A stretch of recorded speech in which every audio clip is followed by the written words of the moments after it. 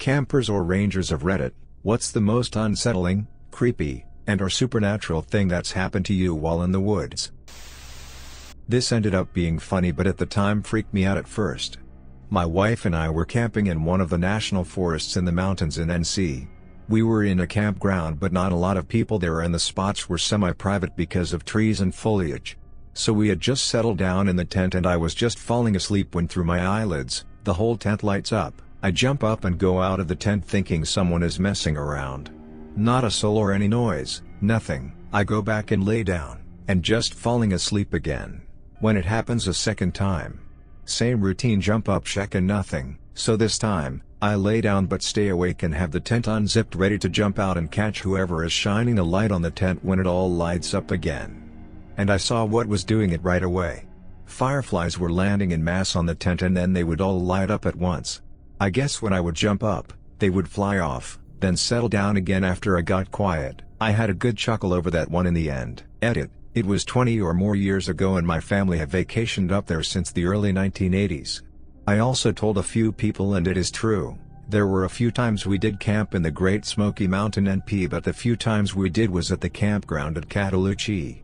It could have been in the park, but I really remember it being in the Nantalas. We still vacation there and we were just there in March, but we rented a cabin in the Maggie Valley area.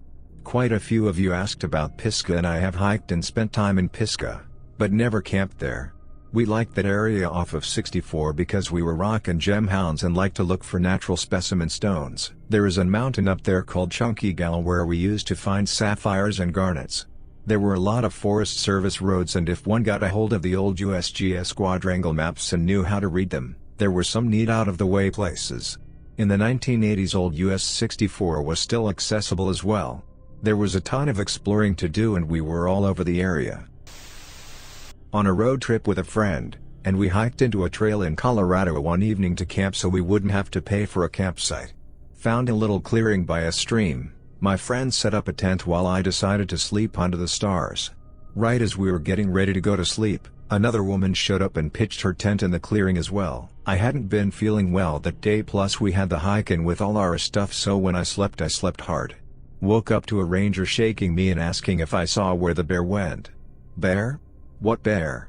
Then I look up and see the woman's tent just shredded. Turns out she had left her food in her tent that night. We hung hours from a tree, and a curious bear came by at like 4 in the morning to have a snack. In tearing into her tent, it ended up raking its claws across her forehead as well. She decided to GTFO, though why she didn't bother waking either me or my friend up to let us know about this very hungry bear nearby, I don't know. Anyway, pretty freaky thing to wake up to. Edit. 1. I have no idea how I slept through it. That's what made it even more confusing / freaky when I was woken up by the ranger. I was definitely really tired and, like I said, not feeling great, so I know I crashed hard. We were also by a creek, so there was definitely some white noise of the water flowing, and the woman was on the other side of the clearing, so not right next to us. But was she just amazingly calm in the situation? Was she freaking out in total silence? I don't know. She arrived pretty late in the evening and we didn't talk to her, so maybe that's why she just passed on by on her way out. But we were 2 other females camping out there with her, so I'd like to think if the roles were reversed, I would have woken my clearing camping neighbors up. Or asked them for help.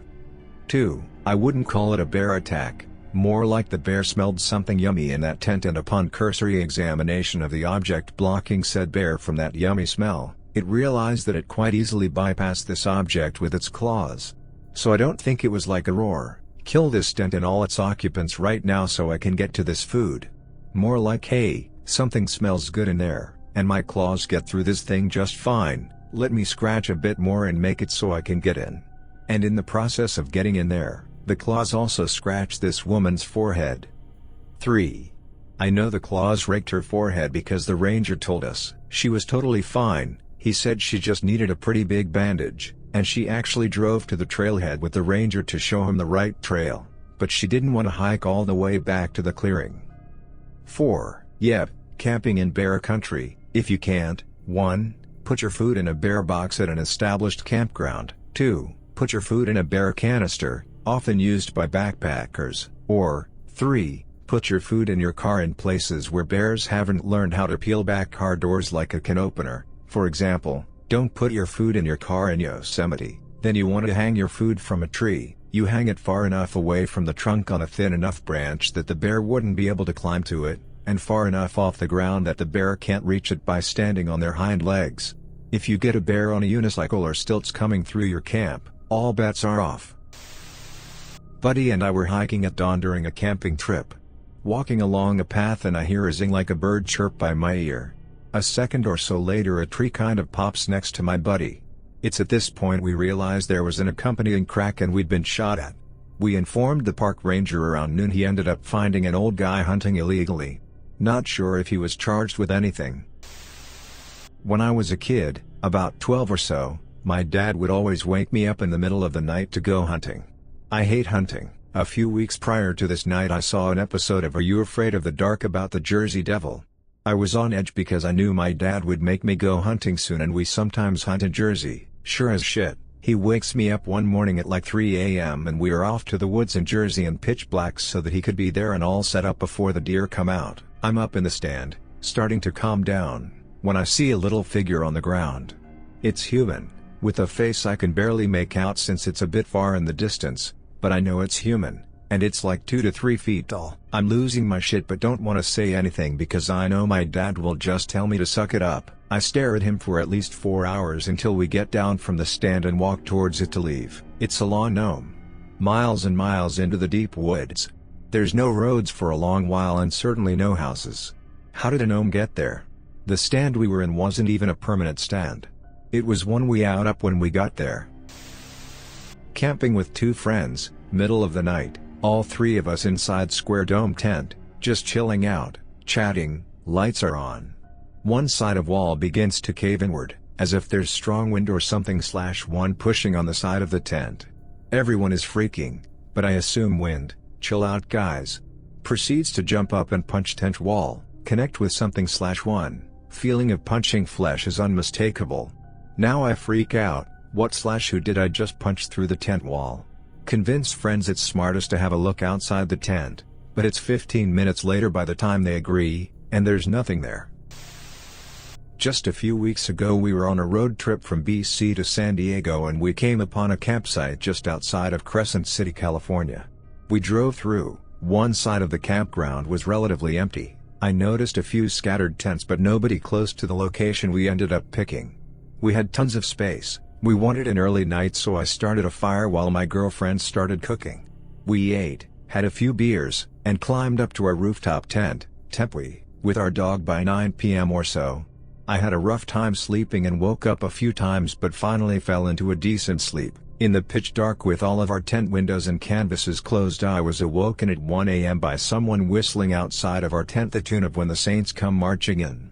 After a few minutes of this repetitive whistling I nudged my girlfriend who awoke and was obviously freaked out as well. The whistling then turned to chanting things like when you sleep here you disrespect me, and when you disrespect me you disrespect the U.S. Marines.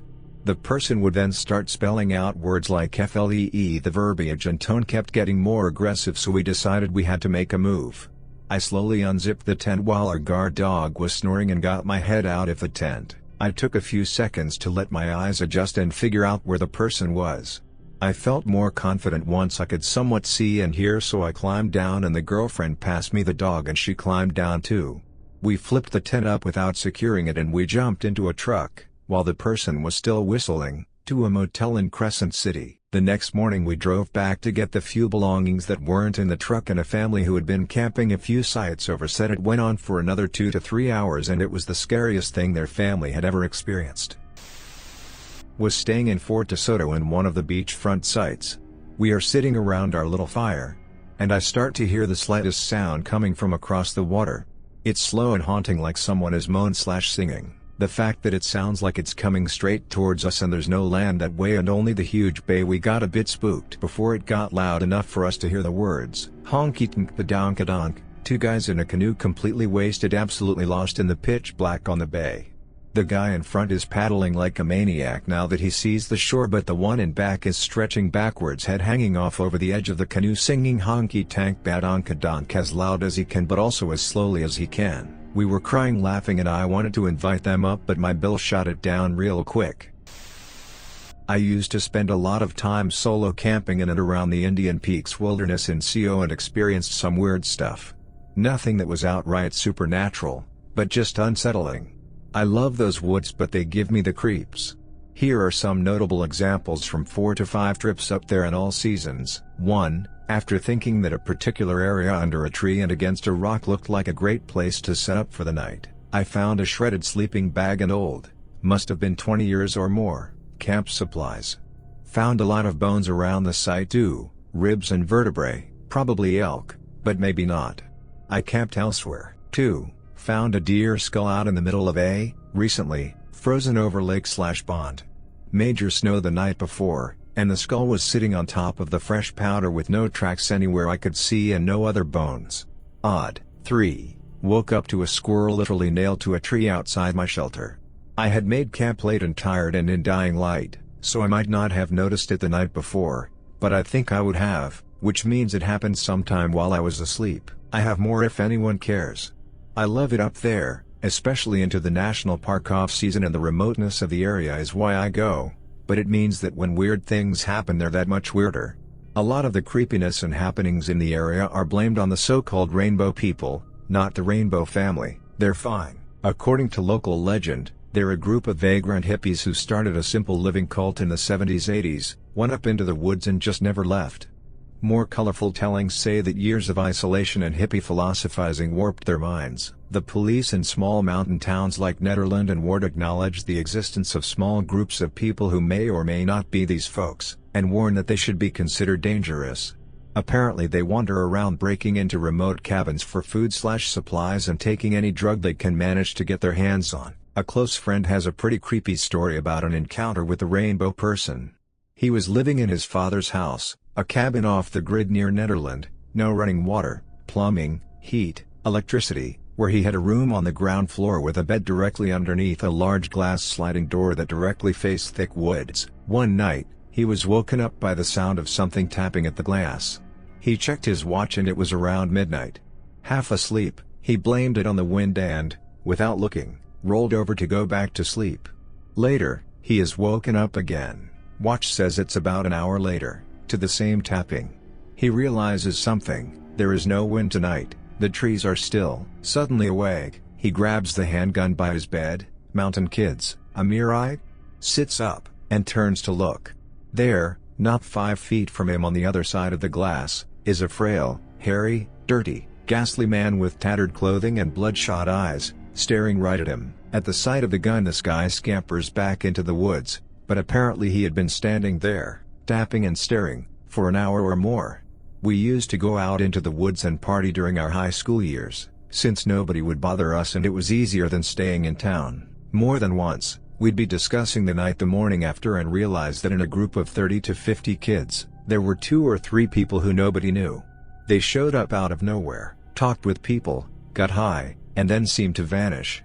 Not hard to get away with when everyone is drunk and stoned out of their minds, but unsettling. Once, one of them gave my friend a necklace made of a piece of, allegedly, wolf jaw, and told her to wear it in the woods so the spirits didn't hunt her. She didn't realize nobody knew the person until days later. Was solo backpacking and decided to stop for the night as it was right around sunset. Got everything set up and I heard a car on a road about 1,500 feet from my position. Honestly, I didn't even realize there was a road there because it was up a steep embankment and I couldn't see it. So I hear this car, then it slows, then it stops, then the doors open and close and the car drives off. I hear a group of men talking, but they were too far away to make out what they were saying. By now the sun has set and the men begin using flashlights. They appear to be descending the steep embankment towards me. I'm not a little concerned as nothing about this is adding up. I figure if they get any closer I'll try to quietly escape and leave my gear. They stop about halfway down and then, they start fucking digging, with shovels. Now I'm shitting my pants. They dig for about an hour, then stop, then I hear the car return. They begin to ascend up the embankment but before they do, they shine their flashlights down onto my position. I don't move a muscle and they didn't seem to notice me. I just sat there, didn't move a muscle for at least an hour after they had gone. I packed up and moved about a 1/4 mile away, deeper into the woods and well of the trail, just in case they had seen me and were going to come back for me. The next day I hiked out, found a park ranger and gave him a map that I had drawn of the area and where the digging had taken place. He asked me to accompany him to the spot, but I refused. Two tents, next to each other about 5 feet apart, in the middle of the mountains. Had my 3 little brothers in one tent and me and my GF in the other. It's nighttime and we have just put the fire out, so it's dark. Everyone is in their respective tents snoozing off into dreamland. About an hour later I'm the only one awake just daydreaming. Suddenly I hear soft human-like footsteps circling our tents over and over. Confused, I ask who's there with no response but continued footsteps, so I stepped outside. No one. Footsteps stop. I go back into my tent. Footsteps start again. I make my presence known and go back out. No one. Footsteps stop. Of course I check on my brothers but they are asleep and sound. I repeat this same process about 4 to 5 more times, believe it or not, lol. Footsteps always stopped. Ended up just going to sleep to the footsteps and not care. When morning came I asked my brothers how they slept and they responded with, "Fine, except for you walking, loudly, all around the campsite all night." My dad was up camping in Canada. He was sleeping naked in his tent in a patch of woods near some train tracks. A bear cub came rustling up and messing with the tent. My dad, who had long hair and a beard at the time, grabs a long Bowie knife and runs outside the tent, notices the bear cub. Where bear cub is, mama bear is nearby. He backs up near the train tracks just as an early morning freight train comes by. He could see the engineer looking at him in horror, thinking this long-haired bearded hippie with a big knife was gonna try to hijack the train. He got a visit from the Mounties later that day inquiring on if he had seen any angry hippies with weapons around.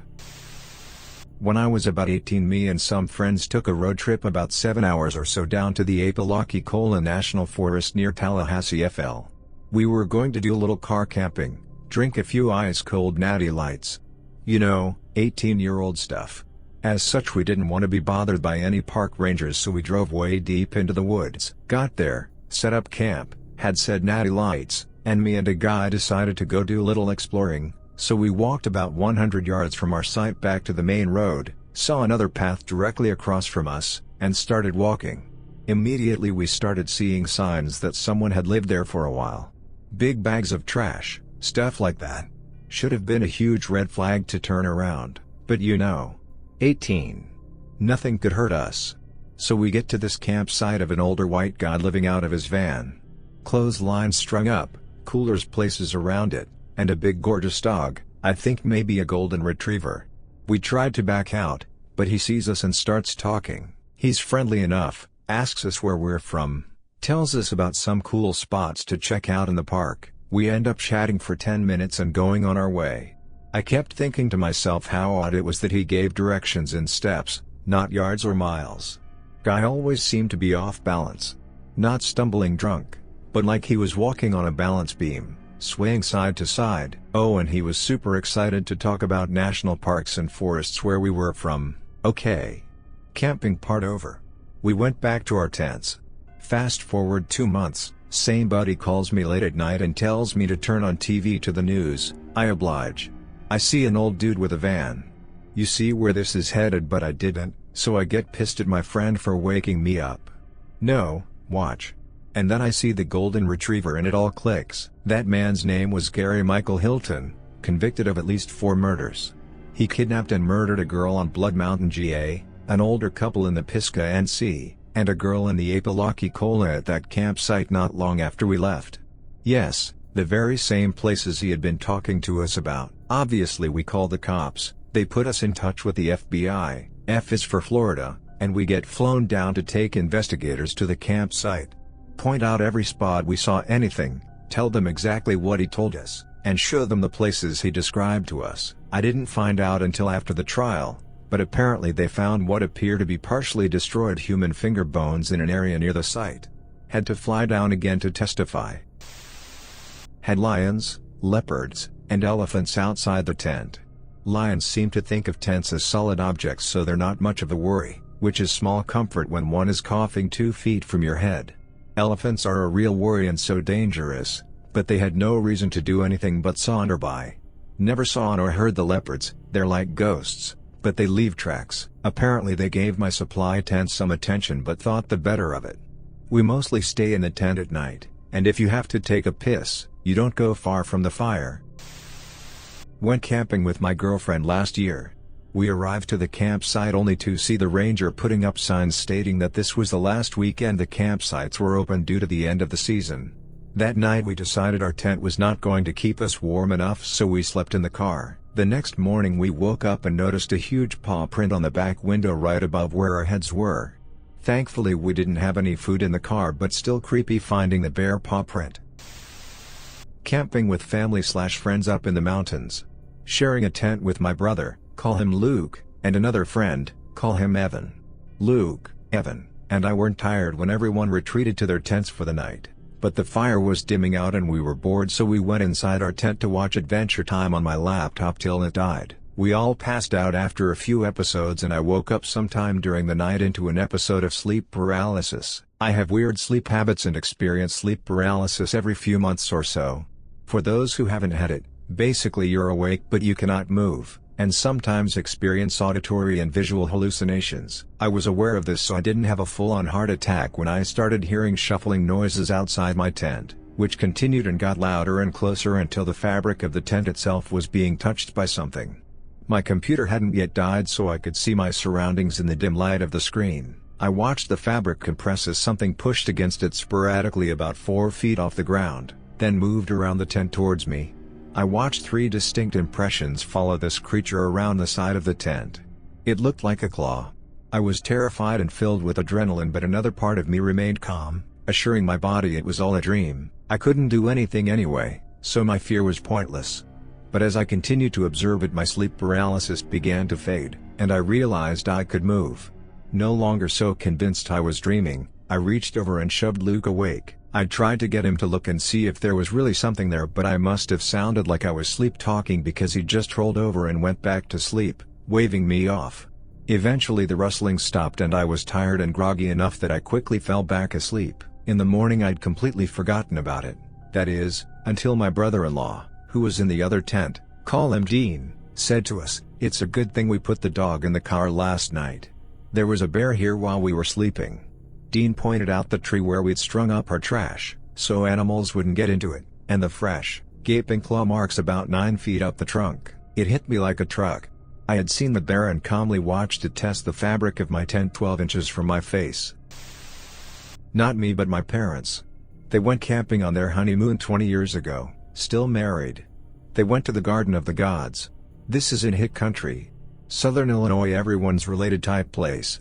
But they're walking the trails and stumble upon a dead body.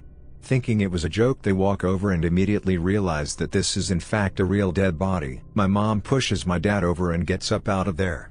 They go to town, which is like 25 minutes away, and tell the chief policeman there. He thinks they're just messing with him since they're both young at the time, 18 and 19. Anyways, he finally decides to check it out after them hounding him. They get there and turns out that the man was laying there dead for 4 days. He had been stabbed or something like that. Not sure on the details of how he died. But I have heard that story a million times growing up and thought I'd share it with Reddit. Just a few weeks ago we made our way to a very remote valley that is very difficult to access. Think walking on 1-inch ledges, dropping into narrow crevasses, etc. The valley ends in a sharp drop with a waterfall that is about 100 feet high. We were almost at the drop when we heard a whistle. It sounded a lot like a hiking whistle, but we only met one group of people the entire day, and they had stopped way before we did, as they thought the mountain slope was not passable. According to our calculations, that group should have long left and headed back to the base camp, so it made no sense. Then we heard another whistle. We yelled hello. And immediately we heard a whistle back. The whistle was coming up from the thick trees up on the very steep slope of the mountains encircling the valley. The slope was about 75 to 80 degrees.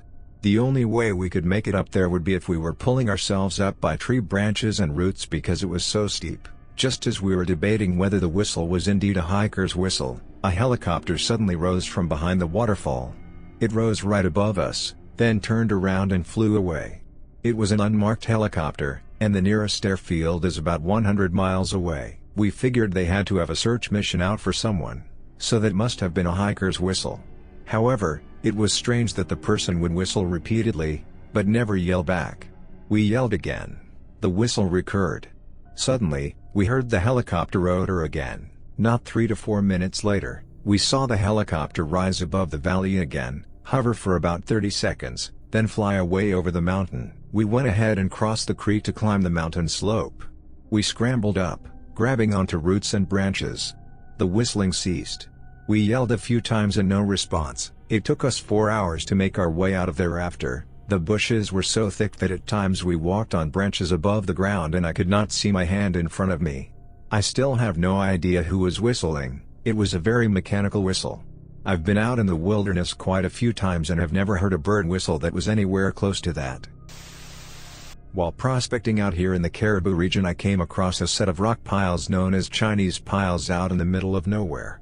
These being here means someone did a lot of digging back in the old days, so I started working, and after half an hour had about 10 grams of gold and was having a happy dance when I noticed the small standing stones on each of the rock walls. Each stone had several Chinese characters on them, and in a moment of dread I realized they were graves. I put the gold in a glass bottle I found nearby and left it behind. I also took down drawings of the symbols to show a local historian who later confirmed my suspicions that yes, they were graves, and they likely hadn't been seen in 150 years. Chinese miners believed that if a miner died on site, the ground became cursed by the fallen miner's spirit, so they wouldn't continue to mine the area and would tell anyone they met that the area was worked out. Sometimes they would also do extra work to make the site look finished off so people wouldn't end up digging up their comrades. I've been back several times, but I won't dig there out of respect. The site's super creepy in the morning fog. You almost can see people's outlines sighting around the piles. One of the stories my boss out here told me about was when he got involved with some sketchy folk from Prince George back in the 70s and went with them looking for some mining gear to steal so they could claim jump a site a few kilometers down the road.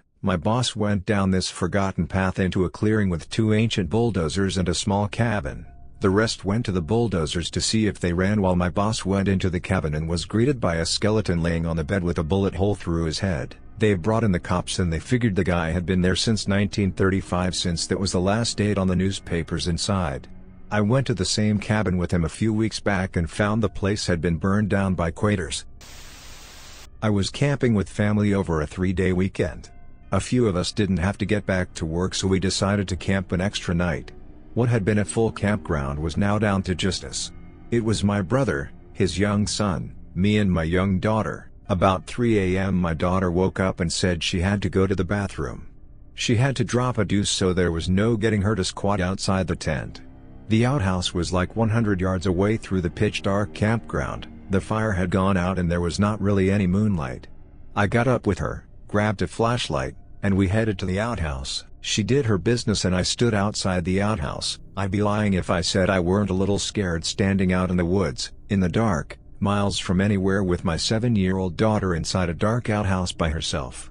Luckily she was quick and we stumbled back towards camp in the dark, with just the flashlight to lead us. The walk back was uneventful. We chatted little. I tried to reassure her we're safe out here in the dark, as she had gotten a little scared as she realized how alone we were in the empty campground.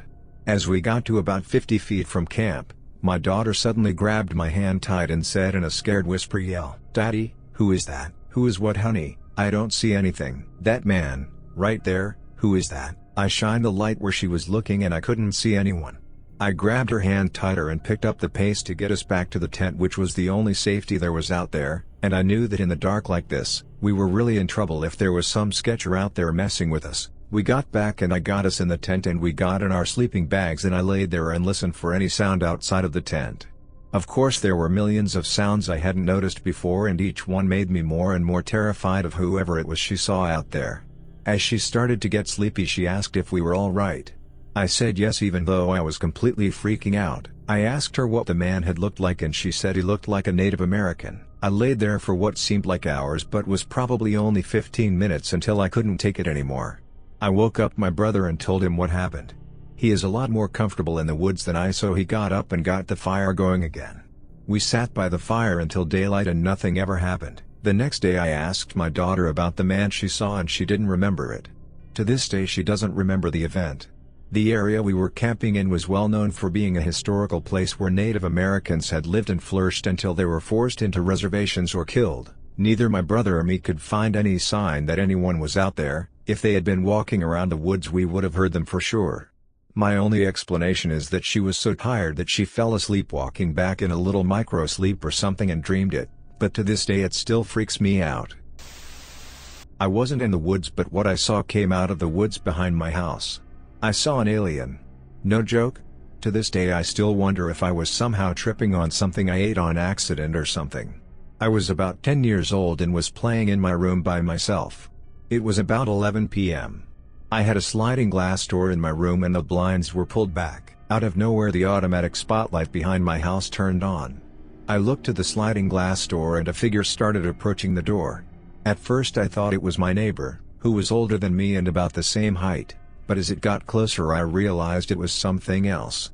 I remember it approaching the door slowly. It stopped at the sliding glass door for a few seconds and just started staring at me. It felt like an eternity passed by. I remember specifically how long it felt when in reality it was probably only a few seconds. I remember it was dark black. It had a rounded head just like you see in the movies and was about 6 feet tall. 2 arms, 2 legs. Really skinny. The thing about it is that it was so close to me right on the other side of the glass that there is no way I could have mistaken it for a human. I know what I saw. After a few seconds of staring at me it just turned to the side and walked away. Long strides. It went out of my view and I immediately ran out of my room and screamed for my mom. She didn't believe me. I had to sleep in my room that night knowing I had seen a legit alien a few feet away from me earlier. I'm 23 now and to this day I still get chills when I think about it. My eyes always start watering when I think about it. I know it wasn't a dream. I know what I saw. No one believes me.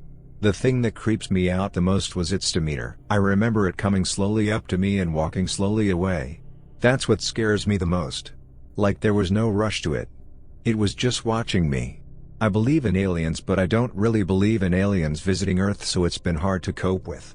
I think what I saw, if it really was an alien, is what some people call a gray. Fuck. I'm not sleeping tonight. Eagle Scout. Been on many campouts, hikes, I scuba dive. Very experienced outdoors. Area. The island is fairly medium size. Large enough to support its own deer population, 40, but small enough to hike the circumference in a single day. The whole interior is up a 20-foot bluff from the beach, and it's Washington, so basically rainforest, dense evergreens and ferns as tall as a person. Our campsite was up in the forest, about 30 feet back from an animal run down the bluff, which we used to access the beach. Story: I and some other kids took a trip to an island for the weekend. Chartered a Sea Scout boat to take us out and pick us up Sunday. We did island-wide things like a beach hike, swimming, etc. the usual. I stepped in deer poop barefoot, we made lunch, did some more swimming, started making dinner at dusk and had a fire going. As we're sitting there chatting with our dinner wrapped in foil, I look up from the conversation quickly, just on a whim. If you have ever been camping in dense forest, you know it gets darker faster than a field. I could see the glow of the sunset over the water still, but the trees and everything were all black silhouettes, and there were eyes all around us, at least 15 pairs in total, all the way around outside the light of the cooking coals. All of them were yellow. Some of them were up in trees, some were peering between fern leaves, one set was between us and the direction of the tent. I froze and my sudden stop alerted my friends, who also just stared for a few seconds at the watchers around us. Luckily, one of them had thought to grab a flashlight before it got dark. He slowly pulls it out, points it at one pair, and flicks it on. It's a raccoon. All the eyes were raccoons. The smell of our cooking drew them from all over the island. We ended up spending until like 2 o'clock just turning off all lights, waiting for eyes to show up, then flashing them with a big 1000 lumen stick I had. Even got one to fall out of a tree. I can explain it now, but at the time it was a terrifying experience. When I was 12 or 13, some friends and I camped in a clearing in the woods a half-mile or so behind my house. It was a heavily wooded area with a clearing about half the size of a football field. We got there during the day, collected firewood, set up tents, etc. We had a fire, made s'mores, talked about hot chicks we were gonna hook up with soon, and talked shit to each other. We went to bed and when we woke up in the morning there were these tracks all over the place. Almost like tractor tracks or semi-tracks, and there were small holes dug to the sides of the tracks like with a small shovel. The tracks were definitely not there the day before. There were at least 100 feet total of tracks split into 3 or 4 straight lines in the area. None of us ever woke up or remembered hearing anything come through. What's weirder? There was no break in the trees wider than 4 or 5 feet anywhere in the brush/trees surrounding the clearing. There's no possible way anything fit through. I'm a forester/lumberjack. Me and my assistant were out checking an area for damaged trees. As we were standing there taking a short break, a 2.5 meters diameter fir, just 2 meters behind my assistant, cracked vertically. The sound it made was truly ear-deafening. It was like a firecracker just beside your ear. My assistant jumped an impressive distance, completely white in his face. He had to take a trip back to our base, and I'm not sure what he did there, but I have my suspicions. He looked truly scared shitless. Took a long time for my ears to stop ringing. I'm not the best storyteller, but here goes. A few years ago I was on a mission trip in Kenya, and we were camping out in the bush for a few days. Pretty uneventful. One night, the moon was either full or just randomly super bright, and it made the sides of my tent kind of transparent to the outside, if that makes sense. So if something were to walk past my tent, I would see its silhouette from inside my tent. You might see where this is going. I woke up sometime in the middle of the night to the sound of quiet feet shuffling near my tent. When I lifted my head up, I saw the silhouette of a person creeping past my tent. He was wearing a large, terrifying-looking headdress, which, after I described the incident to my team leader, I learned was the garb of a witch doctor. Anywho, I didn't sleep that night. My family used to camp in Algonquin Park in Ontario when I was a kid. We used to do a lot of the day hikes with our dog. The dog was a crazy runner, and would run up and down the trail, back and forth between my parents and my brother and me. This one trail ended at a lookout. My brother and I stopped to take in the view, and my dog arrived, seconds later, traveling at full speed. He attempted to apply the brakes, but the momentum carried him right over the edge. We freaked out. Our dog had just gone over a cliff, and it was a good 50 or 60-foot drop. I ventured over to the edge to look. My dog had somehow landed on the one ledge that sat about 10 feet down. Now what? Any movement, and my dog would fall the rest of the way down. It was a sheer face, and no way to get down. Out of the blue, from the trail behind, appears a hiker with full climbing gear. Algonquin is not an area known for a lot of climbing. I've never seen anyone before or since with gear on that trail. This guy belayed down, rescued my dog, packed up and left. He didn't even stick around long enough to get his name. To all intents and purposes, he just returned to the trail and vanished. I once went camping up in Allegheny National Forest. Me and some buddies were all sitting around a fire bullshitting. As it got a bit later, we kept hearing things landing on the ground all around us. There were rocks being thrown at our tents and towards the fire. Nothing too absurd, could have been some hooligans at a nearby campsite. But looking around the area we saw nothing. Anyway, it eventually stopped and we went to our tents. A few hours later we heard this ear-piercing noise that sounded like a woman screaming while running through our campsite, but much raspier. It was a pretty unsettling experience, needless to say, but nothing more came of it. When I was young, from age 5 to 11, my dad lived in an old log cabin about 15 miles west of Sheridan, Wyoming in the foothills of the Bighorn Mountains. Every summer when I was visiting we would go up into the mountains backpacking and fishing for 2 days every weekend. We would park the truck, hike into a remote area fishing for trout along the way and make camp wherever we ended up. We encountered a number of strange/creepy things and got into some scary situations with wildlife, but the one that sticks with me the most was an ancient abandoned camp we found. We were hiking down a very steep slope to get to an area of a creek that had been dammed up by beavers, hoping to catch some big trout. I had climbed out on a rock ledge and was looking for a way down when I saw the stock and action of an old rusty rifle sticking out of a tree, where the tree had grown around the barrel years before, about 10 above the ground. Dad and I climbed down to check it out and we found a small cave at the base of the rock formation, only about 12 deep, which would make a nice natural shelter but a really terrible place to set up a long-term camp. Inside we found a bunch of really old stuff, 3 heavy gauge unopened cans of food, an old cast iron pot that had holes rusted all the way through it, a crusty old saddle and bridle set, and a very deteriorated heavy wool blanket rolled up and tied with a leather belt. When we unwrapped the blanket we found several personal items including a rusty old cap and ball black powder revolver, a leather satchel with lead pistol shot, a powder horn with no black powder in it, tarnished old cartridges, presumably for the rifle in the tree, a straight razor, and most unsettling was a shirt with holes in it and over half of it stained with dried blood. As we stood there thinking about what all of this meant, it occurred to me how remote this place was even at that time. It was July of 1985, and the fact that whoever owned that shirt had been very seriously injured, stuck on a steep slope in the middle of absolutely nowhere. I got serious chills down my spine. The only thing that somewhat dated this fateful campsite was the pistol and the rifle, both of which were made sometime in the 1870s according to my father. There's no way to ever know what happened to the man who owned all this stuff, but the fact that he or someone he knew was obviously shot twice with either a gun or arrows and all his belongings were sitting right where he left them possibly 100 years later, it was highly unlikely he left that area alive. Discovering what amounts to a 100-year-old crime scene in the very remote wilderness kinda gave me the creeps. But mostly, it just made me sad to know how hopeless and alone this guy must have felt when he died. My whole family went up north on a whim. We get there and every campsite in the state park is already taken. So we end up at this family-owned campsite run by this really weird guy. We are the only ones staying there. Also, the entire campground is overrun by fire ants. We go to sleep with plans to leave the next day. That night, we hear the creepy guy having an epic fight with someone, although we never saw anyone else there. All we can hear is him screaming and throwing things.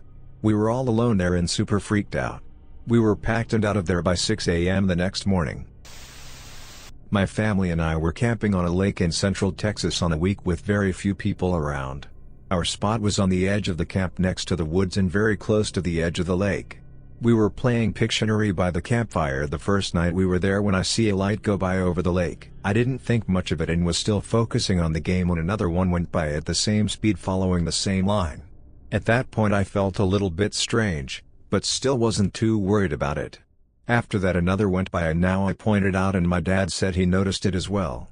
We walk out past the campfire and campground lights to get a better view of what these were. They continued to fly by over the lake going the same speed and staying the exact same distance from each other. They were reddish-yellow orbs and there was no sound coming from them. Now my whole family is watching in awe and disbelief. After about 15 go by, the last one was chased by a white ball of light that was much closer than the rest. We didn't talk about it much after discussing what it could be. But when we got back home from the trip my mom looked it up and saw that people in a town a few miles from our campsite reported seeing the same thing exactly the way we saw it. I'll have a go at the supernatural aspect of this question. This was maybe 7 to 8 years ago when I was 20 and in a really bad way. I had been messing my life up via heroin for the past year, but after lots of help/love/luck from friends and family, finally was getting my head cleared, almost there. Above the black tar hell I'd gotten myself into, I decided to get out of the city and drove 2 hours out to a smaller town in Missouri where Google Maps told me a small campsite by water was. I knew there shouldn't be very many campers because it had just gotten cold, about 40 or so at night. Nearly there, as I'm driving down a misty morning road, just a picturesque straight 2-lane highway, there's this object laying in the road about a half mile up. I slow my approach and can see it's this shaggy mutt, just hanging out. I stopped and rolled down my window right next to it. She came up, licked my hand and wagged her tail a bit. She seemed to expect something of me. She had no tag, no tattoo for Chip, I later checked, just a dog with no name. Naturally, I popped open the passenger side door for her and she was glad to hop in.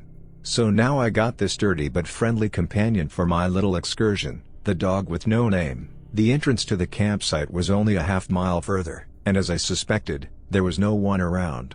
I just dropped a 5 in the honor box and picked the site closest to the stream.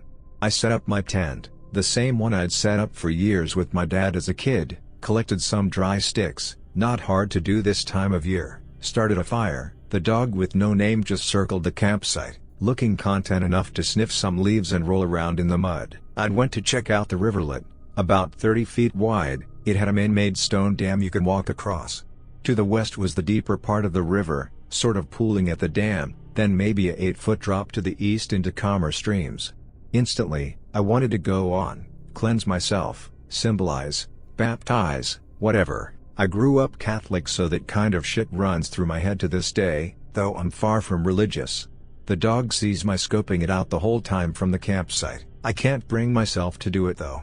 I'm hugely disappointed in myself, but it's cold, it's brackish, I don't have a towel. So I go back up to smoke cigarettes, eat hot dogs, pet the dog with no name. Night falls quickly after all this meditation, and I roll inside the tent to sleep. My buddy sleeps inside the tent next to the sleeping bag. This dog was awesome, if you couldn't tell that yet. I wake up for no reason I can put my finger on, and my main source of warmth, dog with no name, is missing. I slide out the tent, I guess I left it unzipped? And there she is, just sitting, waiting for me in pitch black, wagging her tail. I feel very strange, like something is happening here, and someone/thing is telling me to get back down to the river and do the thing. We walk down the short trail together, surrounded by Missouri black. It's even colder than before, but I start to strip anyway, standing on the chilly stones of the dam. The dog with no name sits on the edge of the river, again, just watching me, a slight wag. I'm now stark naked as can be, staring into this black pool that looks like some supernatural lake. I should mention here that I hate swimming in water I can't see the bottom of. My fearful imagination takes over and I freak out. In other words, I stand naked on the dam for over 10 minutes before I finally muster up the balls, albeit shriveled and tiny balls, to say FCK it and dive into the blackness. It was cold as hell, it was so scary. When I came up for air, I was thrashing wildly back towards the dam, scrambling back onto the slick stones. I shook out my hair and was surprised how the adrenaline helped me in keeping warm. As I pick up my clothes and shoes, I look over for my buddy at the river's edge. The dog with no name is nowhere in sight. Back up at the campsite, I'm looking around, gently whistling, that kind of thing. I'm more than woken up now, so I go ahead and start another fire. Dawn is just starting to break. I have another hot dog for breakfast and figure I might as well just pack it up and leave. This trip feels more than complete. As I start my car up and check my phone, there is an hour time difference between the two. This happened to fall on daylight savings time. I'm not calling it a supernatural rip in time, but it is funny that the night this went down, in fact, the exact time would be around 3 to 4 a.m. that the dog disappeared, so the dog never showed up again. I never shot up heroin again. Went hiking with a good buddy of mine in the Carolina mountains in the middle of winter.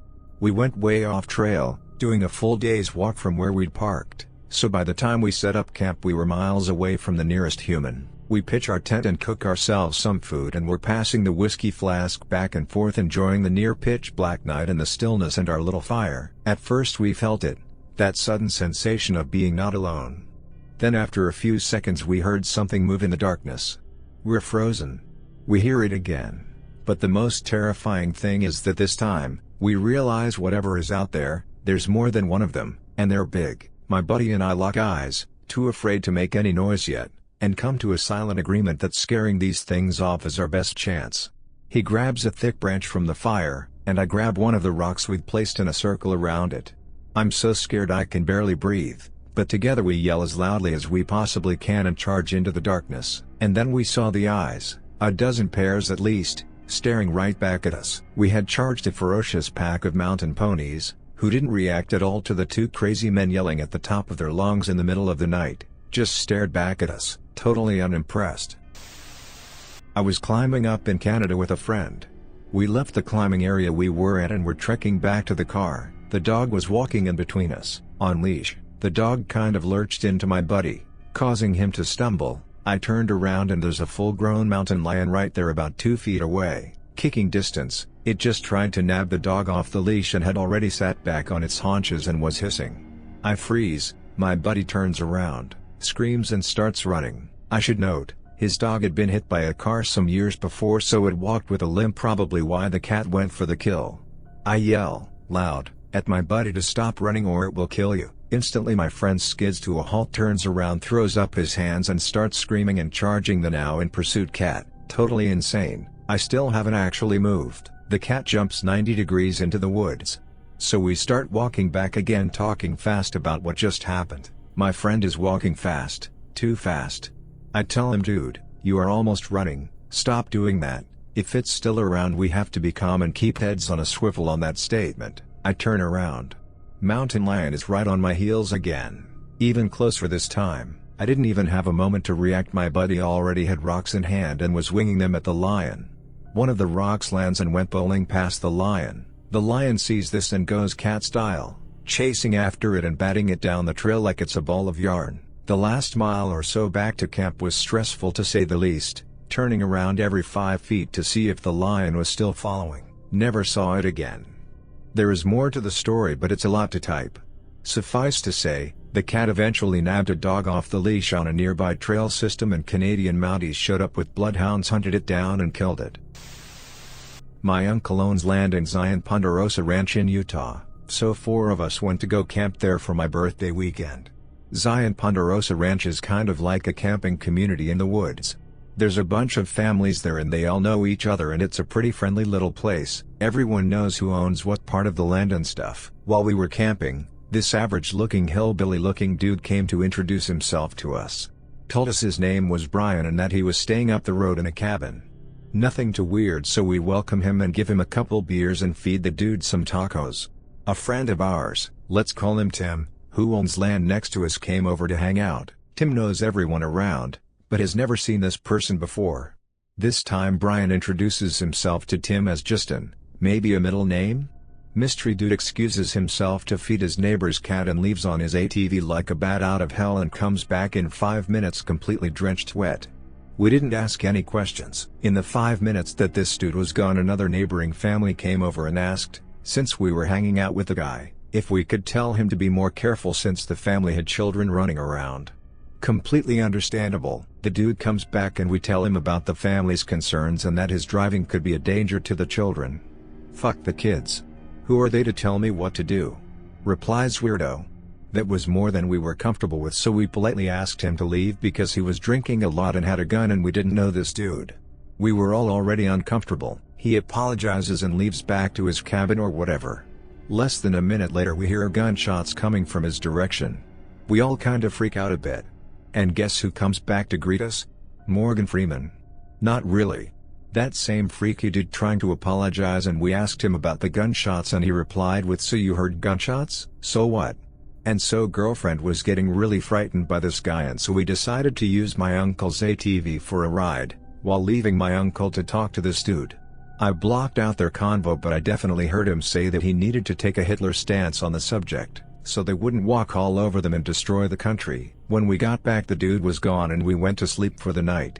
At 4 a.m. I was woken up to the sound of an ATV coming very close to our camp and stopping there for a while before going back to the same direction he came from. I'm like 90% sure it was from the direction of the crazy dude's cabin. In the morning we went to the administrator's office to warn about weirdo guy, and no one seemed to know about this guy at all. Never saw him again for the next few days we were there. Sorry for the bad storytelling. I was around 7 or 8 and had to go pee in the middle of the night. I'm super scared walking alone in the dark to the bathrooms.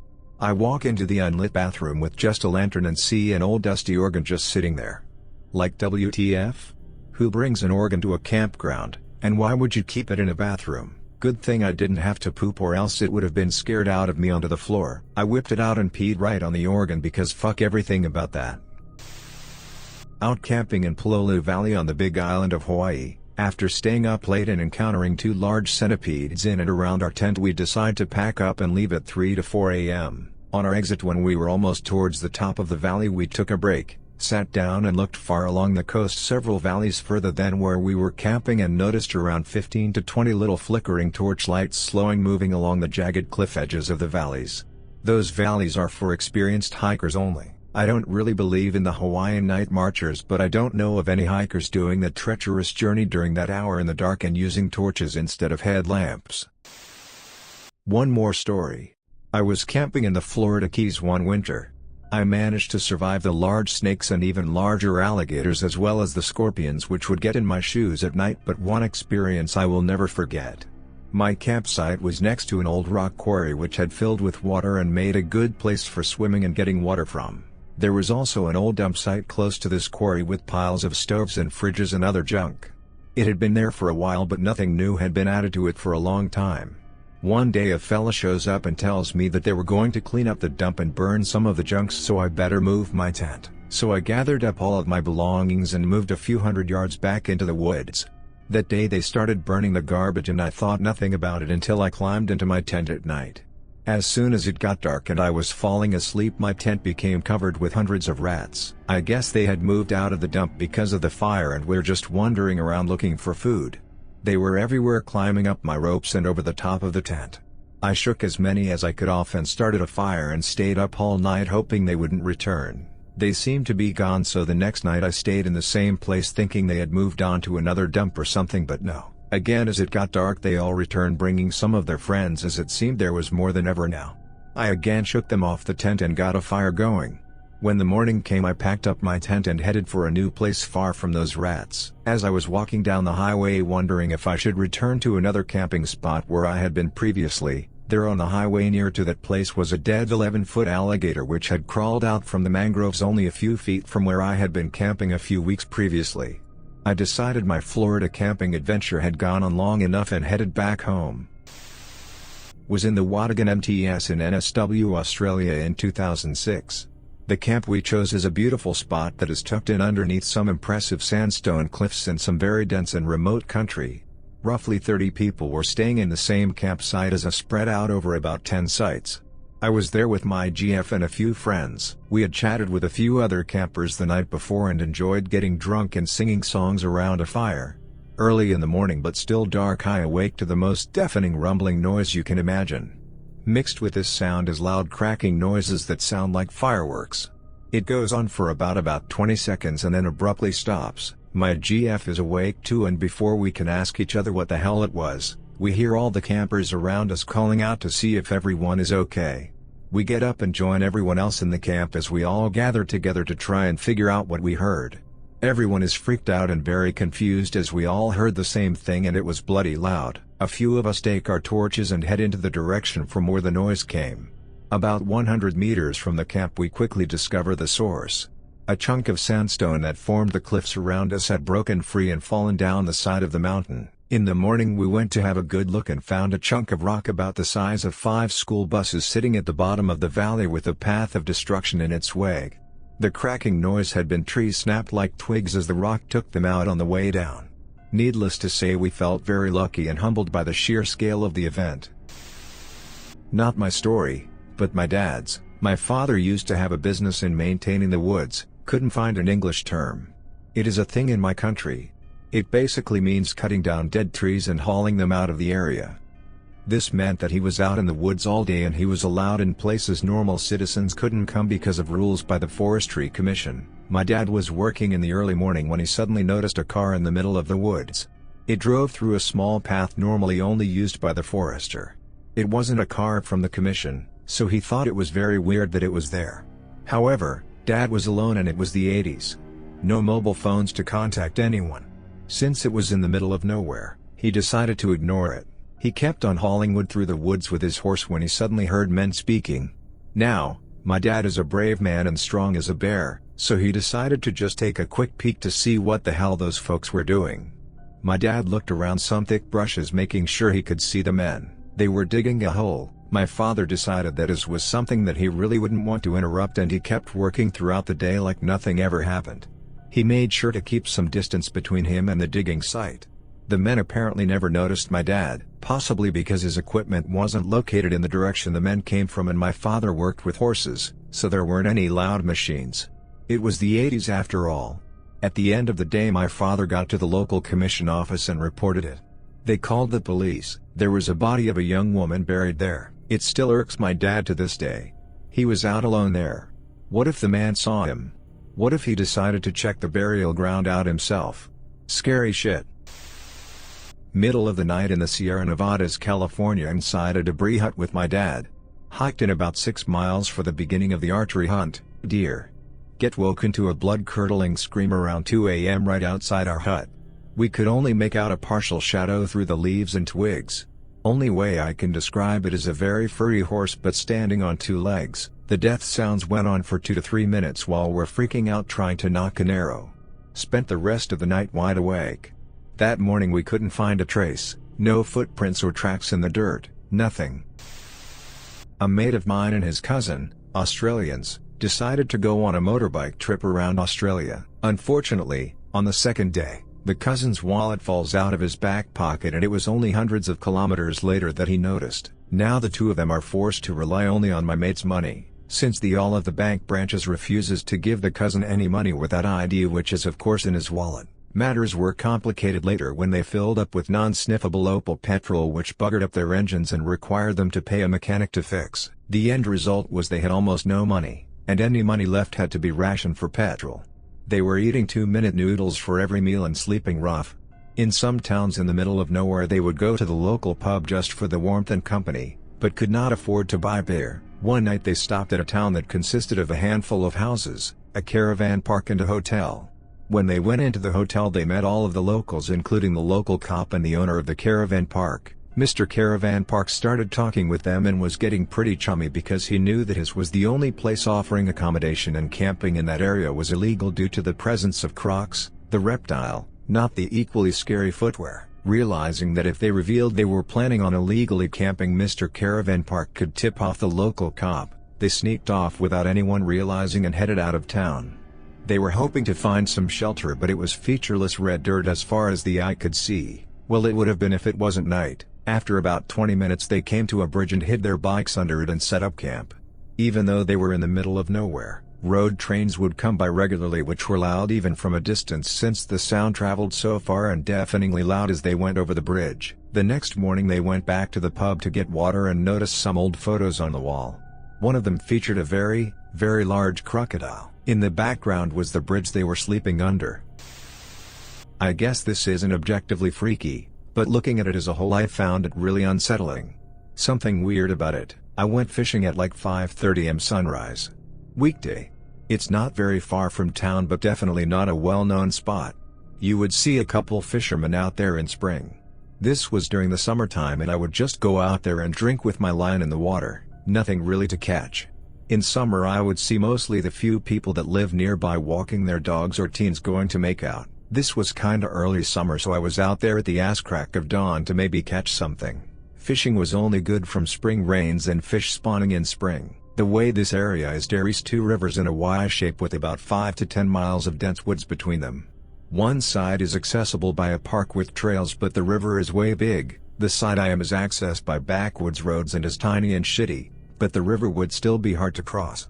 On the other two sides is several miles of woods to either the highway or a lake, so I'm out there at dawn, on a weekday, in summertime. I see this guy on the other side of the river. He is wearing a perfectly clean white shirt. He didn't really bolt away, but he skittered off. It's just weird. He either crossed the river or went through several miles of wood and then changed his shirt. It's always weird seeing someone in the middle of nowhere, but he didn't look like a hobo, hiker, or fisherman, and was on the wrong side of the river in rough-ass woods but wearing a completely clean shirt. When I was a kid, my parents and my best friend, Juan, and I went to New York for a wedding of our second grade teacher. We knew him because he was my teacher and her because she knew my parents pretty well from this ESL class they were taking, which is why we were invited. Her parents had rented all these cabins for guests to stay at in the middle of the woods, and me and my friend were pumped to stay there. My parents got the bedroom and me and Juan got to stay in the living room. There was a TV there, and after my parents went to sleep, Juan and I watched this movie or TV show about aliens. I don't remember what it was, but we were young and it kind of freaked me out. I tried to act tough, like I wasn't scared when we eventually went to bed, but I was. After I finally went to bed, I had this vivid dream about being captured by aliens and them doing these experiments on me. When they started doing stuff to my head, I woke up, relieved to realize it was all a dream, but then I still felt like something was trying to get its way into my head, and I screamed and jumped up. My dad ran out asking what was wrong, and Juan was freaking out as well, probably equally as affected by the movie as I was. It was my dog, Snoopy, who was still a puppy, biting at my hair. He had come with us on this trip and he sat there with a huge grin on his face. I mean, it might not be as bad as most of the stories here, but when you're a kid and are having dreams of aliens doing all sorts of experiments and wake up feeling like something is trying to get into your head, it's pretty terrifying. Wasn't exactly in the woods, no trees, but it was camping in the high Arctic in the middle of nowhere. Late at night while I was in my tent, I'd hear the sound of pebbles rolling down the side of the nearby slope. It was intermittent, like something was walking down the slope. You might think, so what? But polar bears might be a possibility. They aren't to be messed with, being one of the nastiest predators on Earth and quite happy to hunt and eat people. This is not an exaggeration. I'd get up and look outside the tent, nothing. Nothing at all. It sounds like a simple thing to do, but believe me, when you're wondering about whether it's a polar bear out there, it is not simple to unzip a tent and stick your head out. Even with a shotgun in hand, you're wondering if you're going to turn it in the right direction quick enough. Polar bears are stealthy and fast hunters. Anyway, I'd go back to sleep and an hour or two later wake up again to the sound of pebbles. It was really freaking me out. It took several nights of this before I finally figured out what was going on. In the high Arctic in summer there is 24 hours of sunlight. The sun dips slightly at night but basically goes around in a circle. At a certain time of the night the sun was falling directly on the slope near the camp. The sunshine would warm it up, thawing the frost that was holding the pebbles together, and they'd start cascading down the slope. The rest of the day it would be in shade, cold and quiet. So, mundane explanation, but was I ever freaked out? Worst of it was, once I was satisfied that it was an irrelevant natural phenomena, I kept thinking, okay, but what if a real polar bear shows up? Will I dismiss it as mere pebbles and not have the shotgun ready when it dares into my tent? I didn't sleep well until we moved camp. If you made it to the end of the video, thanks for watching. Don't forget to like, subscribe and share, and we will see you in the next video.